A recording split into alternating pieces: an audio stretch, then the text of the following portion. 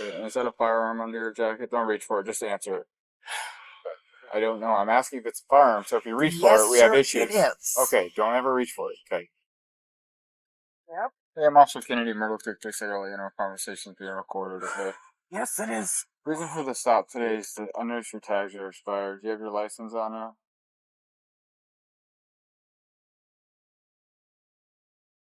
Is that a firearm under your jacket? Don't reach for it. Just answer it.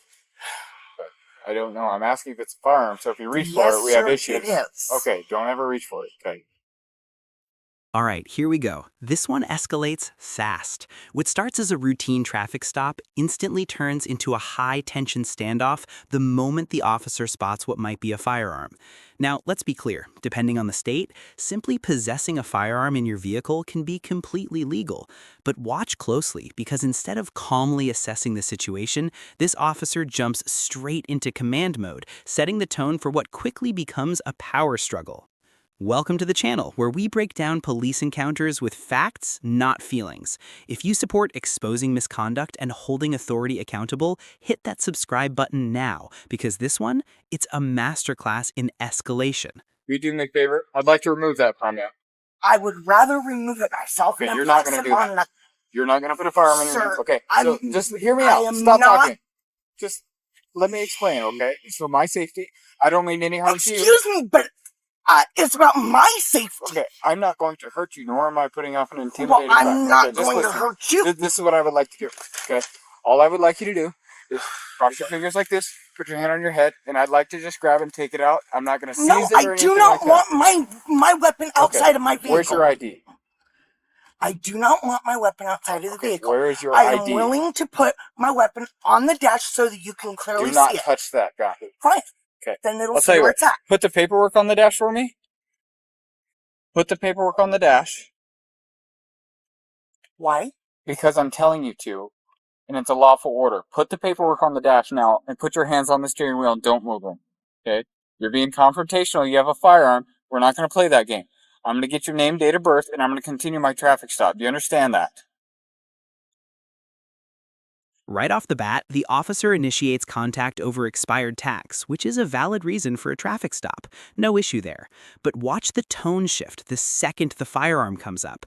Instead of calmly clarifying, the officer immediately issues commands like "don't reach for it," creating tension where there wasn't any yet.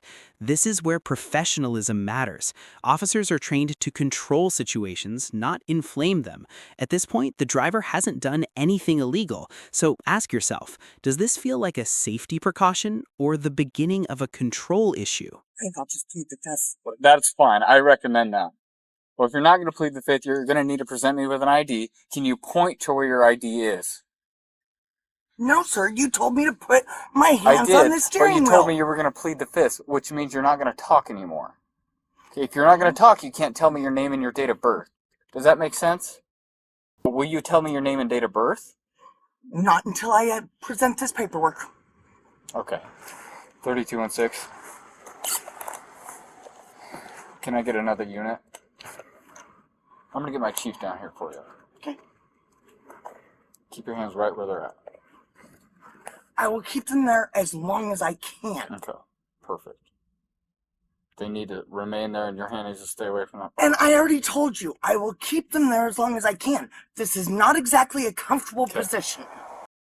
Not yet. Female's verbally uncooperative. I am not uncooperative. I am simply answering you without lying. Not at this time. See, you guys always do that. You guys always make something up that isn't there.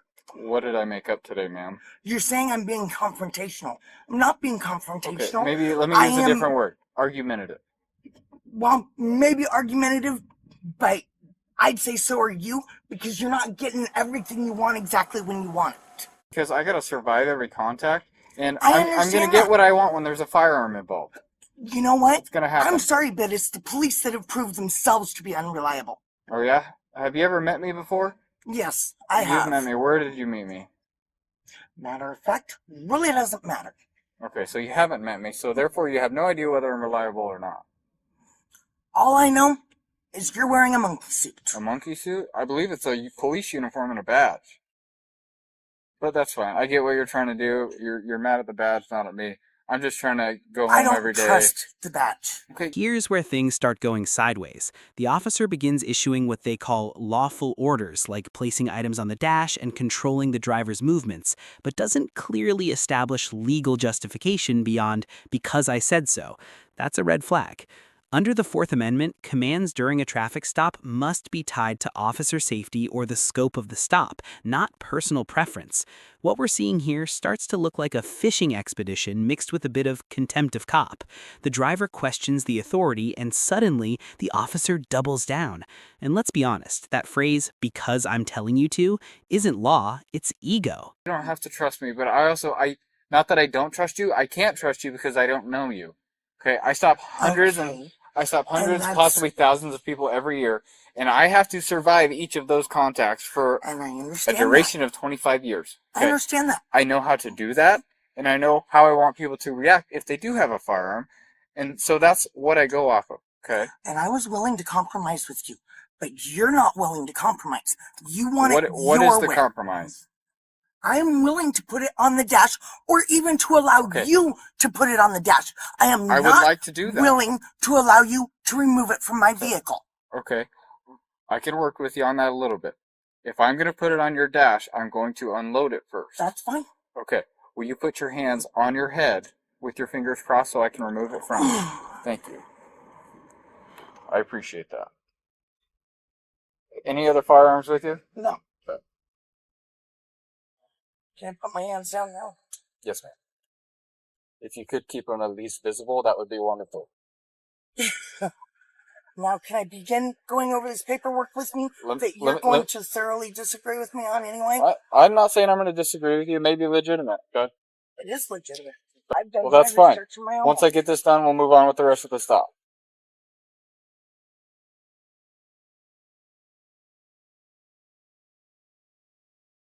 Would have been a lot easier, but still. You don't get to decide how things go. Okay. I'm all about respecting you and trying to work with you. I was trying to be helpful. You were not. I was asking you to do something, and you were refusing to. I was talking about with getting the bullets out of the gun.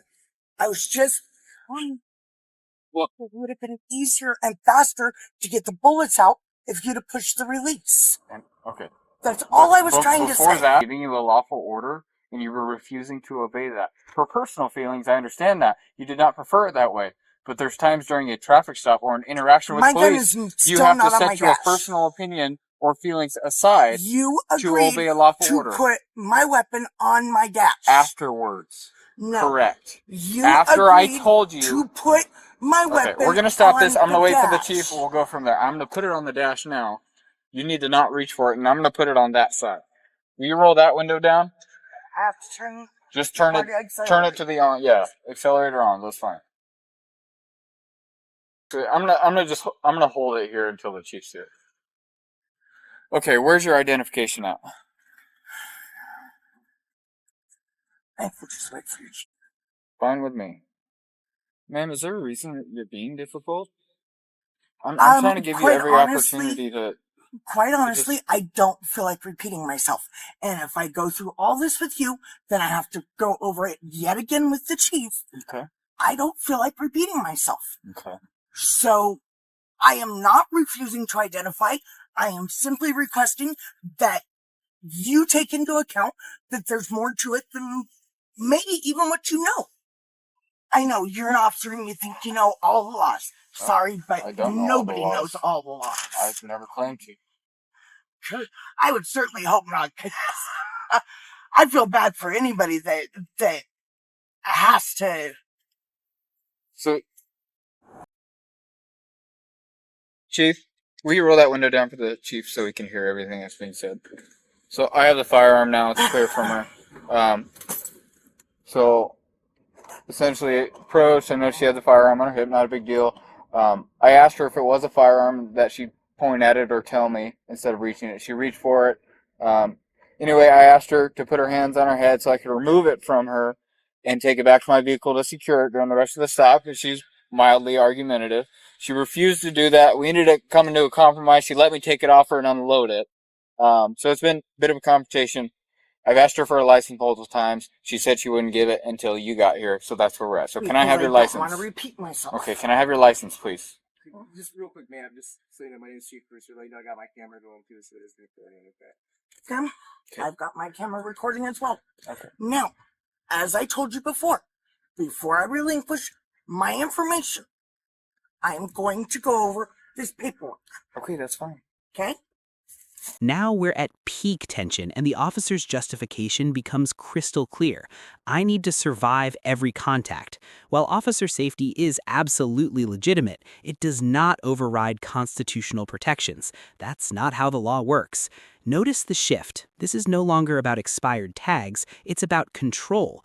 The officer labels the driver argumentative, which is often code for you're not complying fast enough. But being assertive or questioning authority is not a crime. And here's the key question. Does disagreement equal danger, or is this just a fragile ego reacting to resistance?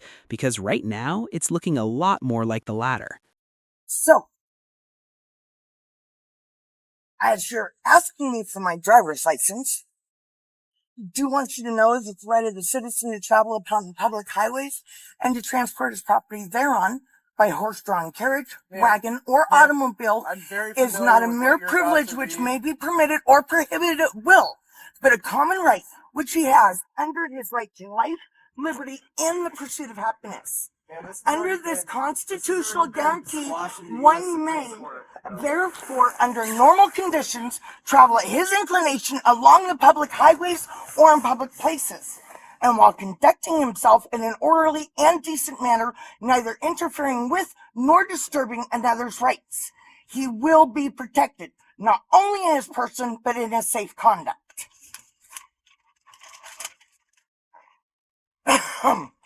And I can give you where to find that if you would like. And we don't need to. The U.S. Supreme Court has already squashed that, so... No, the U.S. Supreme Court has not. Yes, they have. And you do have a right to travel. You have a right to travel by your feet or your horse, but you have to have a driver's license. We can argue this later, so you need to provide the officer with your driver's license, or you will be arrested for felony carry and present. For what crime? Failed to carry and present a driver's license. It's a Class C misdemeanor in the state of Oregon. Without a crime, it is not a failure. But you have to let go of it. You have to present Why do I have to let go of it? Do you have a concealed handgun license with you? No. Okay. Do you have insurance for the vehicle? Not required. Okay. Good. Whether you feel it's required or not, do you have insurance information? Yes or no? No. Okay. Do you have registration information? Whether it's required in your opinion or not, do you have... I don't know if it's here in the car or not. Okay, so you just don't know. Okay, that's fine. I'll be back. So this is the deal, okay?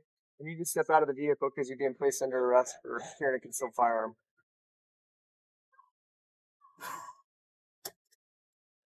You're placing me under arrest for a concealed firearm. Yes, ma'am. Yes, ma'am. Can I ask what led you to that decision? Okay, well, you're carrying a concealed firearm, and that's a crime in Oregon. Ma'am, do you recall I asked you if that was a gun underneath your jacket? And I said yes. Okay, so by me not being able to tell whether it was a gun or not, it was not in open plain view, right? Okay, so it would have been concealed if I can't tell that it's a gun. You could obviously see the butt of it. If you got your sweatshirt covering that gun, it's concealed. An open carry is open carry. Nothing obstructing the firearm or the holster that it's in. So had it been on the dash or like flat on the passenger seat? Or had it been on your side without a sweatshirt covering it, that's not concealed. But you have it under clothing, that's concealed. So now you guys want to know. Additionally, it's also a crime to present me with a driver's license knowing that it's suspended.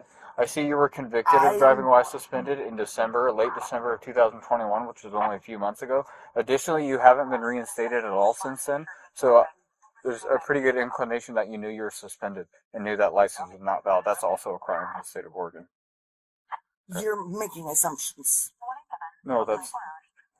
You're making assumptions. Oh, as far as your knowledge of that? You're assuming whether I knew or did not know. Right, I never said I knew for a fact. Okay? I'm not in your mind, I can't know that. But there's pretty good evidence to show that you likely knew. But additionally from that, for the concealed firearm, yes, you are under arrest. So we just need you to step out. We don't want it to be incident or anything. Just ask you to step out. and face the panel up there for us, please. So, maybe like I explained to you, this isn't the place to argue it. That just makes things worse. That's why there's court. Yeah, you guys looked for the most petty thing that you could to arrest me for. Okay, well, we didn't. And We didn't I'm look willing for to bet that in the process, you guys have got a whole lot of other things going on. So before we jump to that, I'd like to know what I was pulled over for. I told you were stopped for expired tags. Okay, additionally, the registered owner of the vehicle is suspended. It appeared to look similar to you based off the picture I pulled up before I stopped you. But in and of itself, I can stop you if the registered owner of the vehicle is suspended and the description would match. Additionally, you have a light housing on the back here that's broken. I didn't notify you that that's why I stopped you, because I was primarily just stopping you for the tags. But, I mean, we can point at things, but I don't want to nitpick with you. I don't want to argue with you. Okay, this is kind of what we're going to do. You're obviously very familiar with the courts. You referenced the Supreme Court earlier in the stop, okay? So you know that that's the place to argue this stuff. So at this point, that's why you're under arrest, okay? So we're going to ask that you step out. We don't want an argument with you. We don't want any altercation. So your car, so you were convicted of driving while suspended recently. So you have no insurance on the vehicle. You guys have no legal right to tell it. Okay, again, you can argue that in court. But I'm talking to you now. Okay, this isn't the place for these arguments, okay, ma'am? So I'm going to ask you to go ahead and step out of the vehicle. And if you refuse I will to... step out of the vehicle. However, the U.S. Supreme Court has already ruled that a vehicle is a household effect. Okay. Therefore, you have no right to tow it. Okay, again, you can argue that in court. You can argue that, you can file lawsuits, you can do what you like. So, in other words, what you're saying is that you don't care get him on the camera. that you are stomping all over my country. What I care about is this is my job, okay? I am educated, I'm informed, I get the training on laws and court rulings. But that does not mean that you know all the laws. Okay. And that does not mean that you are kept up to date on the U.S. Supreme Court's rulings. Right. Just like that, the dynamic shifts. A second officer, likely a supervisor, enters the scene, and suddenly the tone changes. The original officer starts explaining, justifying, and even softening their stance. That's not a coincidence. This is what knowledge does. It forces accountability.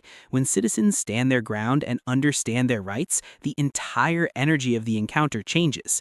But let's not ignore the other side here. The driver is now leaning into sovereign citizen-style arguments about the right to travel, which courts have repeatedly rejected when it comes to licensing requirements. So now we've got two problems: an overreaching officer and flawed legal arguments. So I'm pretty kept up to date. And again, if I'm wrong, I'll eat crow later. Okay, but this isn't the place for it. Eating crow later is not going to help me. Okay, well it might. So, go ahead, ma'am. Go ahead and step out of the vehicle. You are under arrest. You guys are taking something that you have no legal right to take. Again, not the place for the argument.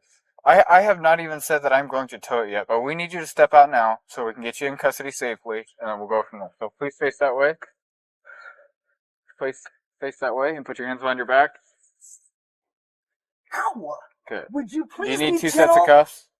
I have a right shoulder injury. Okay. So Chief, will you hold this arm? We'll put 2 sets of cuffs on you. We'll do our very best. I'm only limited by these 2 cuffs.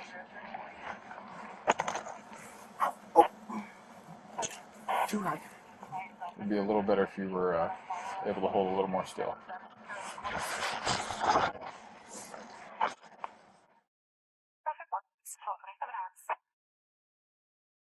I'm sorry that I'm not standing still enough for you. I'm a little bit scared.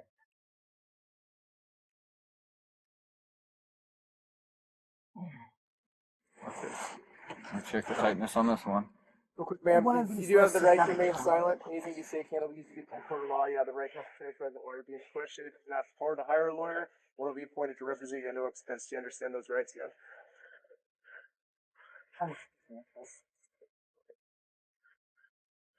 I'm going to double lock these just so they don't tighten up anymore on you.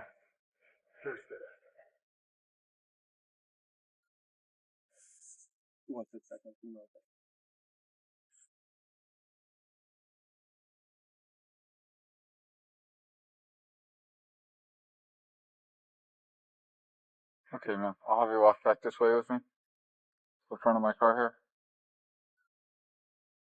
Okay, I know you say you're pleading the fifth, but do you have someone who is a licensed, valid driver who can come take control of your vehicle within a reasonable amount of time, which would be within the next 20 minutes or so? Bryson, Bryson. his neighbor. Okay. And are you still living at the Candyville address? It's on your license? I'm only asking because I'm trying to think about how long it's going to take somebody to get here. Yes, I live in Candyville. Would you like to call Bryson to see if he can come get your I vehicle? would appreciate it. Okay. All right, let's break it down. This stop started legally, but quickly spiraled due to poor communication, ego-driven commands, and unnecessary escalation.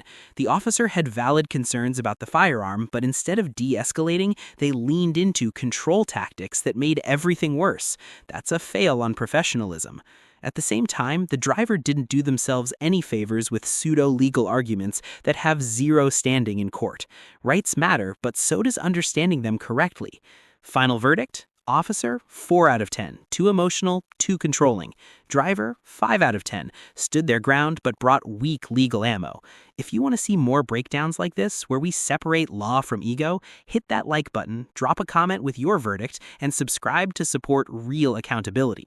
Because the only thing worse than bad policing is nobody watching.